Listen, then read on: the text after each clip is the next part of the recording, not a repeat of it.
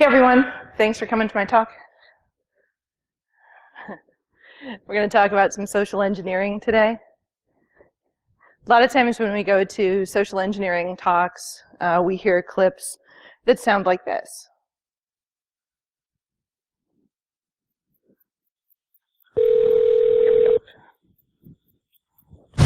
Christy. Hi, Christy. I'm Julie from the consulting group, and I'm working with Beth in the office. Oh, and yeah, we're fine. putting together, and we're putting together a consolidated payroll site since there's some variety across the locations. Yeah. And so we're asking a few people to go to the site and log in and give us some feedback on it. Do you think you have a couple minutes? Cool. I have a couple minutes. I'm actually having to leave in a couple minutes for a doctor's appointment. So this should be pretty fast. Quickly, I should be fine. Okay. Okay, awesome. So does it matter what browser I use? No, it shouldn't. Okay, I've got Chrome up right now, so I can type something in if you're ready. Or is it web-based? How do I get to it? It's web-based, yeah. So you're just going to open up a browser. Okay, I'm there. And go to www.payroll, PAYROLL.net / and then another slash, and that's it. Okay. www.payroll, yes, I just got a company screen. And do you have, does it say payroll portal in the middle with login? Yes, it does. Oh, perfect. That's that's right where I was hoping you'd end up. Oh, no, no, one that's that easy. Yeah, me too. Oh, really? Me too. What was your name again? I didn't catch it when you called. Julie. I'm Julie. Julie, great. Nice to meet you. Nice to meet you too. And so just enter your regular username and password. So this should work just like, our single sign-on, and log in, and with any luck. Well, it says this web page is not available, but I'm not entirely sure which login you need. Seriously? Well, they told me that would work. Well, okay. Let me try. I just tried my employee number, so let me try my network login and see. Okay. Nope, I didn't like either one of those. No, neither one, huh? Okay. Nope. Yeah, okay. Well, so this is going to be really quick then. That's all right. You're halfway there. Yeah, well, at least we have the login page, I guess. So I guess I need to go talk to my developer. Okay, sounds good. I do the same thing, so I know right where you're sitting. Okay. All right, well, thank you so much for your time. I hope you have a great weekend. Okay, you too. All right, thanks a lot. All right. Bye-bye. Bye. So, how many people who thought that sounded like that was awfully easy? Right? And so a lot of talks that we go to have clips that sound like this, and sometimes it is. I mean, that I only edited for extra phone rings, and I mean, this one really was this straightforward. But a lot of times we don't talk about all the work that goes into calls ending up like this. This wasn't the first thing that I did for this engagement.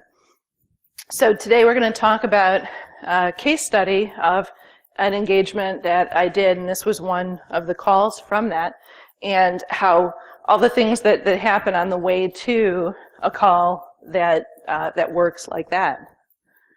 And so who am I? I'm Jen Fox. I'm a senior security consultant with VioPoint.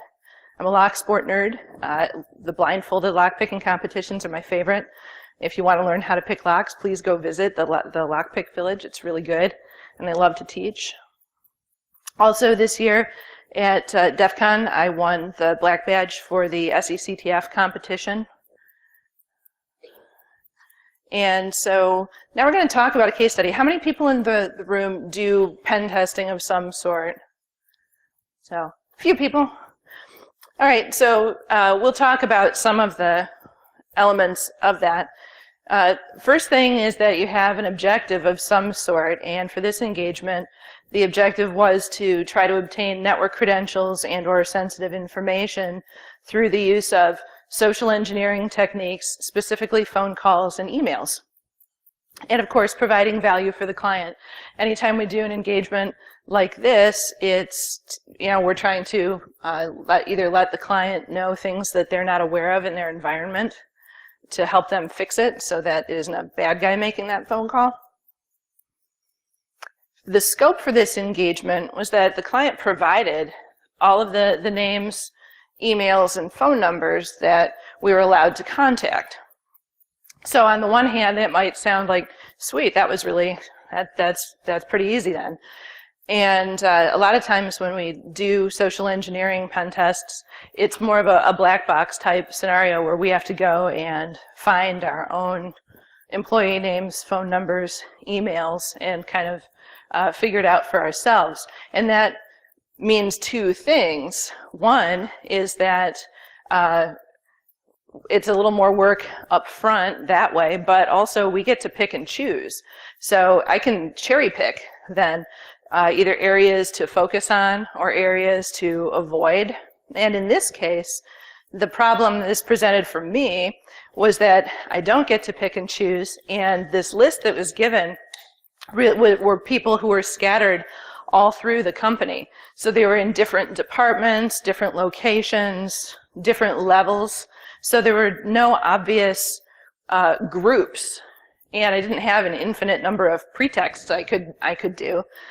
We had to figure something out and be able to do a good test. And we need something, always for social engineering, you want something that's credible in order for it to be effective. And we always have limited time. We only have, a few days or what have you to actually execute the test. So where do you start? You want to accomplish things. So there's a process. So if you're a good guy social engineer or a bad guy social engineer, we all use some version of this process. So we already talked about the goals and requirements, network credentials, and phone or fish, and a particular group of people. From there, we do research, find out what we can find out about the company, and gather data. Once we've gathered information, then we do analysis, figure out, well, what does that mean? I've gathered a bunch of data points. What does it mean? And where do I see opportunities for social engineering exploit? And what am I actually going to do? What pretext will I use? From there, you attack, phone up, send an email, show up, whatever it is you're doing. And then it works or it doesn't work. So if it doesn't work, then you kind of figure out what you learned, because even in failing or getting busted on a call or an in-person thing, you've learned something else about the environment that maybe you can use for a subsequent try. And of course, if you succeed, then if you got network credentials, for example, perhaps you go on to try to move through the environment with those. So research, we already had our goals and objectives. Next step is to do some research. And there are plenty of tools that'll help you gather data. Altigo is one example.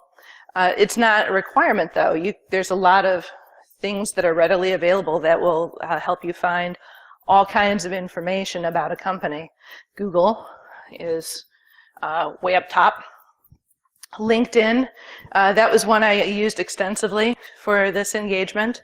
Never fails to provide us good information about the technology in an environment. That's what IT people do. It's how IT people get their next job, is by letting other people know what technologies they've done, what kinds of implementations and upgrades they've worked with. You also find out more information about people, what kind of projects have they done while they've been at their company.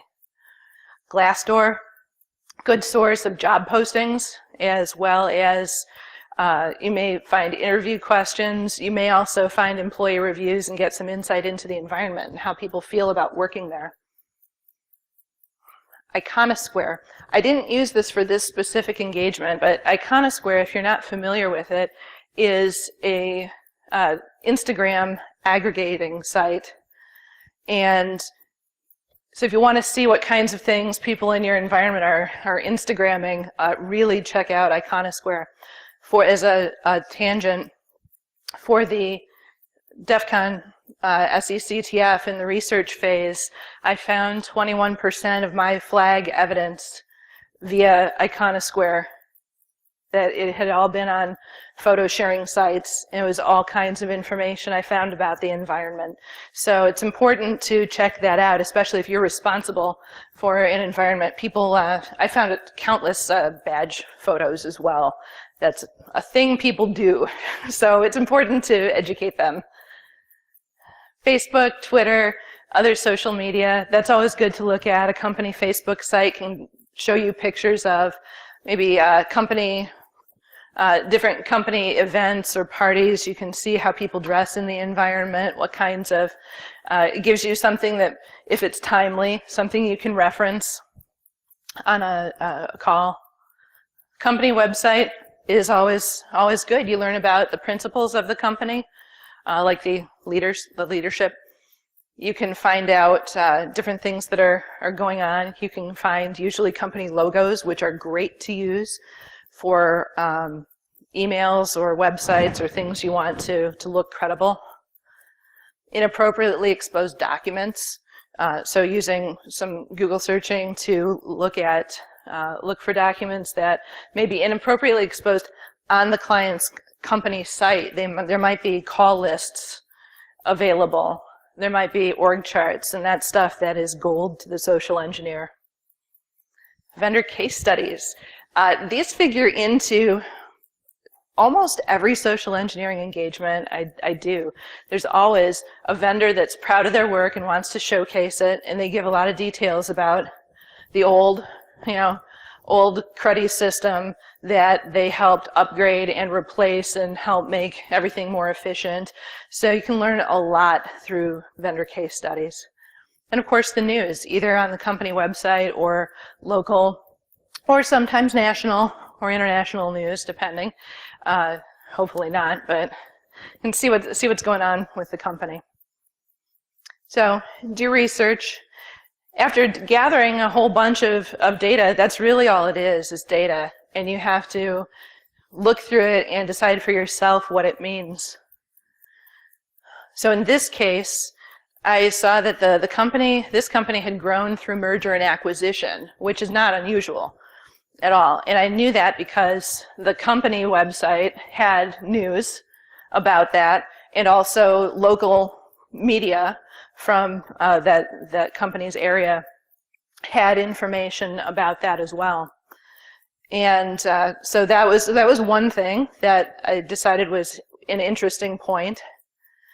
And the other thing that I inferred through my information was that there would be a lack of integration of the back-end systems.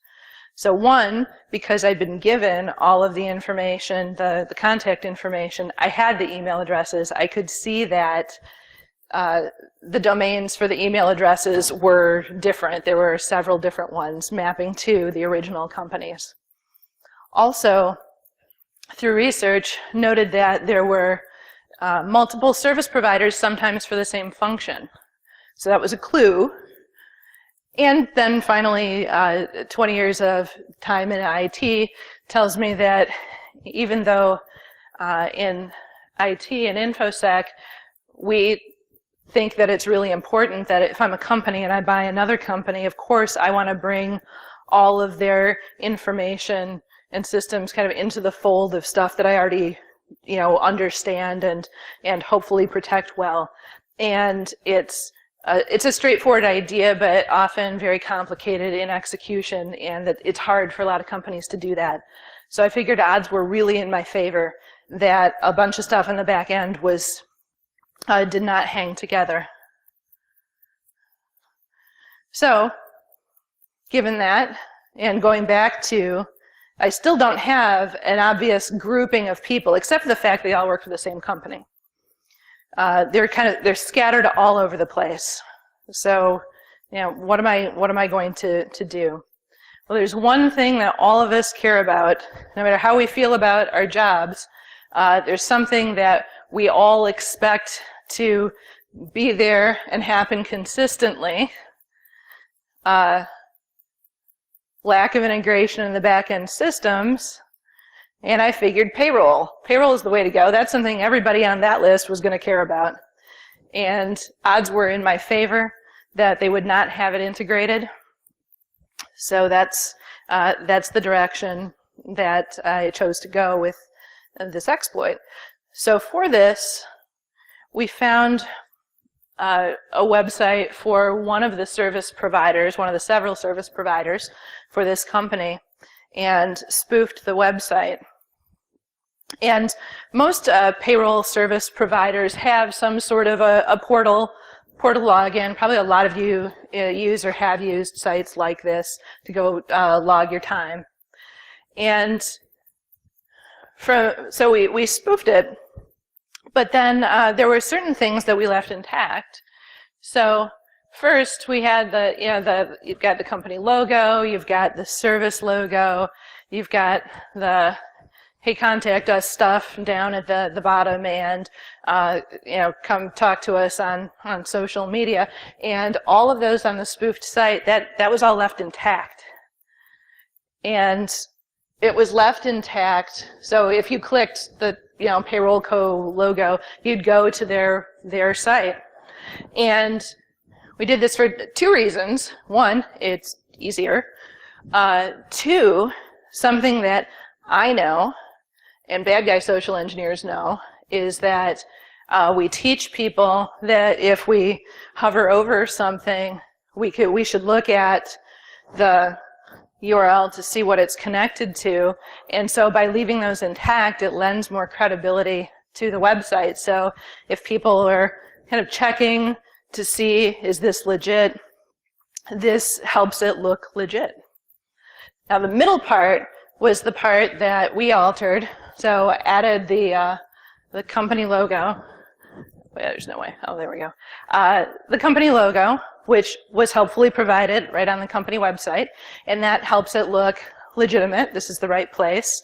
So that helps it check out in people's minds.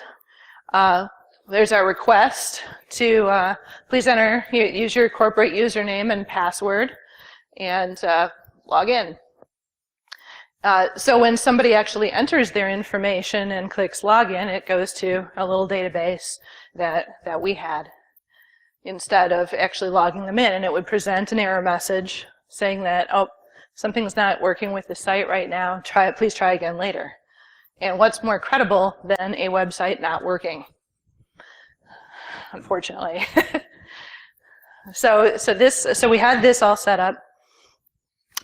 Next, there was a general fish that we sent out, and it is, we say that it's from the HR and benefits team, and again, we've got the company logo to make it look credible. We have a link to the website we want them to go to, and then the important part was that we have the enticement of the $50 Visa gift card. Because who doesn't like those? Everyone's busy. We all know everybody's busy, and we're asking them to do an extra thing, but now they get the carrot of if you provide feedback on the website, you can be entered to get a $50 Visa gift card. And we had people who attempted logging in multiple times with multiple configurations. Like, oh, well, this version of my ID didn't work. I better try this one. Because they want the gift card. So we did a campaign of the general fish. We also did some targeted fishes with this.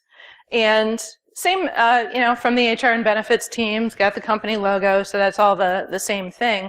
But then because I had the list of specific individuals who were targeted for this, the one advantage that gave me is it made sense to spend some time on LinkedIn and find out about them. So in this case, here's somebody that we know is a long-time associate of the company. This person's been there a long time. So I can reference that. And also I know what department this person has worked in for a long time, so I can reference that. And it makes it, again, just look more convincing. So that was a second element. So then the third thing we do, so we collected a bunch of credentials with the emails, and then we did the phone calls. So we heard one earlier, and now knowing what you know, let's listen to another one.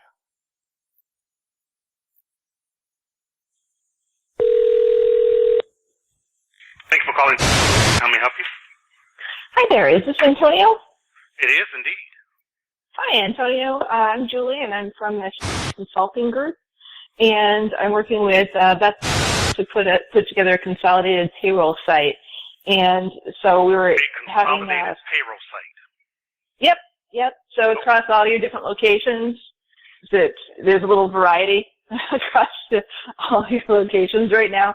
So we're putting together a consolidated one. We're asking a few people to go to the site and log in and take a look and let us know what you think. So do you have a few minutes to go to the site and check it out for me? Sure. What's the? It is